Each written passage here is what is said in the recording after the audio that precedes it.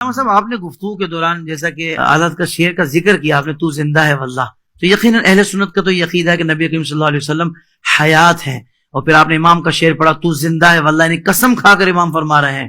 تو حضرت یہ ارشاد فرمایا کہ اگر تو نبی زندہ ہیں اور یقیناً ہیں تو زندہ کو تو کوئی دفن نہیں کرتا۔ لوگ یہ کہتے ہیں کہ بھئی صحابہ نے پھر تدفین کیوں کی نبی کریم صلی اللہ علیہ وسلم کی، یہ ایسی ایسی باتیں ان کے ذہنوں میں آ رہی ہوتی ہیں حضرت۔ پہلے تو ان کے آنے پر مجھے حیرت ہو رہی ہے کہ ایسی باتیں ذہنوں میں آ رہی ہیں وہ بھی اپنے نبی کے لیے، اب آ ہی گئی ہے تو میں چاہوں گا کہ جواب بھی دے کر ان کی تسلی کر دیں۔ میں نے ماشاءاللہ اس لیے کہا کہ حافظ طاہر بھی ماشاءاللہ اتنا ذہین و فتین بندہ ہے کہ یہ بال کی کھال اتارتا ہے۔ اللہ کریم آپ کو جزائے خیر دے۔ یہ بہت اچھا سوال کیا آپ نے، اور دور حاضر کی یہ ضرورت بھی ہے۔ جی مطلب یہ کہ نبی پاک اگر زندہ ہیں تو پھر صحابہ نے دفن کیوں کیا؟ میں نے کہا ساری چھوڑ دیں آپ، شہید زندہ ہوتا ہے؟ کہا بالکل۔ تو میں نے کہا جتنے کائنات میں شہید ہوئے دفن کیا کہ نہیں کیا؟ اس کا جواب دو مجھے، قرآن مجید دو جواب۔ قرآن مجید ہے نا، قرآن سے جواب دے دیا میں نے قرآن سے جواب۔ اب کوئی میدان میں نکل کے بات کریں، خدا کا خوف کرو یار، کیا کر رہے ہو تم لوگ؟ یعنی اتنا بغض کہ نبی پاک کے بارے میں یہ سارے سوالات کیے جا رہے، حالانکہ شہید کا رتبہ کم ہے اور نبی کا زیادہ ہے۔ تو جب کم رتبے والا زندہ ہے تو جس کا سب نبیوں سے بھی زیادہ ہے، پھر وہ کیوں نہیں زندہ ہے؟ سمجھ آ رہی میری بات کی؟ اچھا دوسری بات، میں نے کہا یہ میں تمہارا شوق پورا کر دیتا ہوں کہ تم کہتے ہو کہ زندہ تھے تو پھر دفن کیوں کیا؟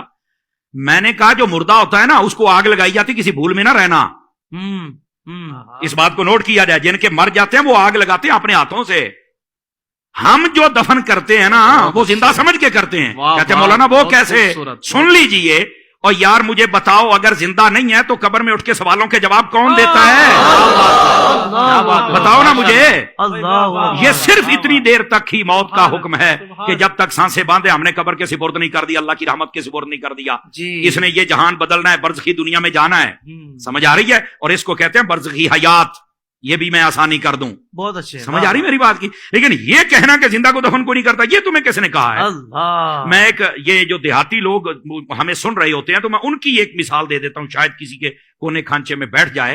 اور میں نے کہا یار بتاؤ، دیکھیں جب فصلیں ہمارے ہاں کاشت کی جاتی ہیں نا، مثال کے طور پر مکئی، ہم جب اس کو کاشت کرتے ہیں تو جب اس کا بیج نکالتے ہیں نا تو ہم پہلے اس کی چھانٹی کرتے ہیں، جو دانے خراب ہوتے ہیں ان کو سائڈ پہ کر دیتے ہیں، جو صحیح ہوتے ہیں ان کو سائڈ پہ کر دیتے ہیں۔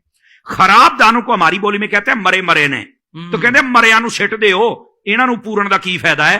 آ جڑے چنگے نے انہاں نو پورو کچھ نکلے گا تے صحیح نا۔ اس کا مطلب ہے اگر یہ دیہاتی لاجک سے بھی دیکھا جائے نا تو زندہ کوئی دفن کیا جاتا ہے، مردے کو کوئی نہیں دفن کرتا ہے۔ سائنس سے لے کر دیہات، اور دیہات سے سائنس نے ہر زاویے سے ہم نے سمجھا دیا۔ دیکھیں نا ہم نے قرآن سے بات شروع کی ہے نا، ہم دائیں بائیں تو جا ہی نہیں سکتے۔ کیا کہنے، اور پھر یہ بھی ایک ویسے بھی بڑی عجیب و غریب، وہاں کیسے زندہ ہر طرف سے بند ہے؟ تو میں ان سے سادہ سوال کر لیتا ہوں، میں نے کہا بتاؤ یہ جو چوزا ہوتا ہے یہ انڈے سے 21 دن کے بعد نکلتا ہے؟ کہا بالکل۔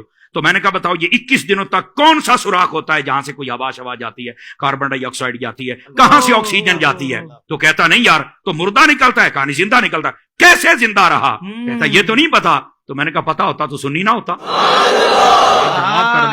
پتا ہوتا تو سنی نہ ہوتا۔ بھئی جو رب ایک چوزے کے لیے سب انتظام کر سکتا ہے وہ مدینے کے تاجدار کے لیے نہیں کر سکتا۔